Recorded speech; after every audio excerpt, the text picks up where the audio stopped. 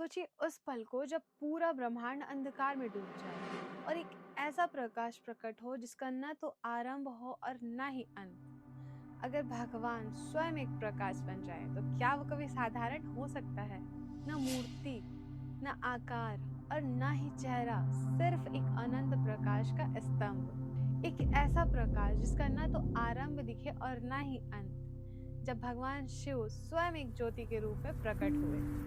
आज हम बात करेंगे भारत के 12 ज्योतिर्लिंगों के बारे में, जहां भगवान शिव की कोई मूर्ति नहीं बल्कि भगवान शिव की ऊर्जा आज भी जागृत है।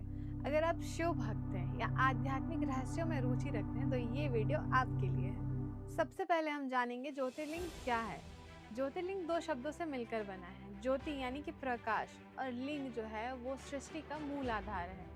ज्योतिर्लिंग कोई साधारण शिवलिंग नहीं है बल्कि ये वो स्थान है जहां भगवान शिव स्वयं एक ज्योति के रूप में प्रकट हुए थे। कहा जाता है कि इन 12 स्थानों में भगवान शिव आज भी सबसे ज्यादा शक्तिशाली और जागृत रूप में विराजमान है। ये एक ऐसा प्रकाश है जिसे ना ब्रह्मा समझ पाए और ना ही विष्णु, जिसका अंत खोजते खोजते देवता भी हार गए। बहुत प्राचीन समय की बात है जब सृष्टिकर्ता ब्रह्मा और पालनकर्ता विष्णु के बीच एक बहस छिड़ गई कि दोनों में श्रेष्ठ कौन है। तभी पूरा ब्रह्मांड कांप उठा। उन दोनों के बीच एक विशाल अग्नि स्तंभ प्रकट हुआ। वो इतना ऊंचा था कि आकाश भी छोटा पड़ गया और इतना गहरा था कि पाताल भी हार गया। और तभी भगवान शिव की वाणी गूंजी, जो भी इस स्तंभ का अंत ढूंढ लेगा वही सर्वोच्च होगा। और तब भगवान विष्णु ने एक वराह का अवतार लिया और नीचे की तरफ ढूंढने चले गए।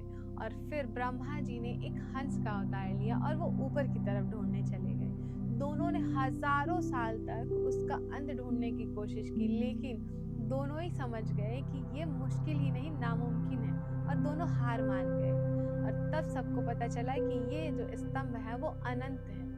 तभी उस अग्नि स्तंभ से भगवान शिव प्रकट हुए और उन्होंने कहा कि मैं निराकार हूँ, मैं ही आदि हूँ और मैं ही अनंत हूँ। उन्होंने बताया कि वो दोनों समान हैं और निराकार ज्योतिर्लिंग ही सर्वोच्च है। और तब से ही वो प्रकाश ज्योतिर्लिंग कहलाया। अब चलते हैं भारत के उन 12 पवित्र स्थानों की यात्रा पर। पहला सोमनाथ जो गुजरात में है, पहला ज्योतिर्लिंग जो श्रद्धा और पुनर्जन्म का प्रतीक है। मल्लिकार्जुन आंध्र प्रदेश में, शिव और पार्वती दोनों का निवास। महाकालेश्वर जो उज्जैन में है, एकमात्र ऐसा शिवलिंग जो दक्षिण मुखी शिवलिंग है। ओमकारेश्वर जो कि मध्य प्रदेश में है, ओम के आकार की नगरी। केदारनाथ जो कि उत्तराखंड में है, तपस्या, त्याग और हिमालय की शक्ति।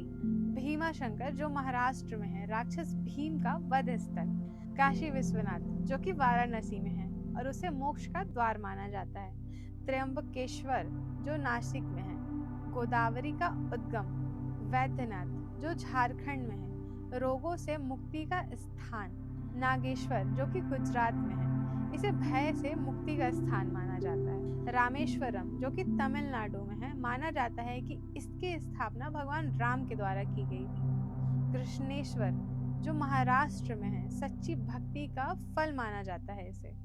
मेरी आने वाली अगली वीडियोस में मैं आप लोगों को इन 12 ज्योतिर्लिंगों के बारे में सारी डिटेल्स बताऊंगी कि कब इनकी स्थापना हुई और किनके द्वारा हुई। ज्योतिर्लिंग इतने स्पेशल क्यों हैं?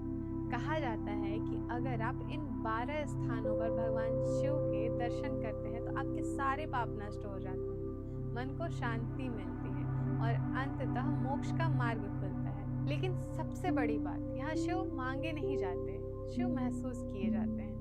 शिव कोई दूर बैठे देवता नहीं है, शिव आपके भीतर है, हर कण में शिव है। शिव सबके हैं और सब शिव का है। अगर ये वीडियो आपको थोड़ा भी शिव के करीब लेकर गई हो तो कमेंट में ओम नमः शिवाय जरूर लिखें। और अगर ये वीडियो आपको अच्छी लगी हो तो लाइक, शेयर और सब्सक्राइब जरूर करें। हर हर महादेव।